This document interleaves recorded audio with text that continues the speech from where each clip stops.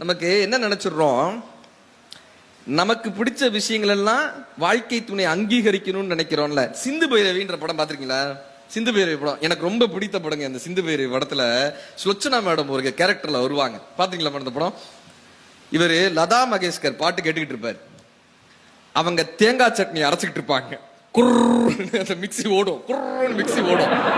இவர் சொல்லுவாரு, சிவகுமார் சார் சொல்லுவாரு, லதா மங்கேஷ்கரினுடைய இசை உனக்கு புரியாம இருக்கலாம், இந்த கர்நாடக சங்கீதத்தினுடைய மேன்மை உனக்கு தெரியாம இருக்கலாம், ஆனா அந்த பாட்டு வந்து உன் காதுல விழுகுது, அதை தொந்தரவு செய்யக்கூடாதுன்ற ஒரு அறிவு கூட உனக்கு கிடையாதா?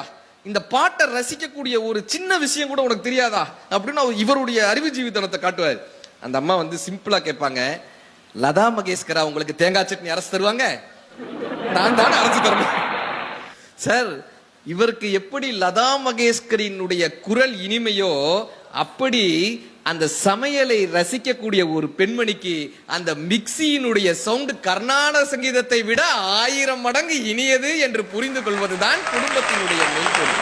நம்ம அறிவு ஜீவித்தனத்தெல்லாம் வீட்டுல காட்டக்கூடாது சார்.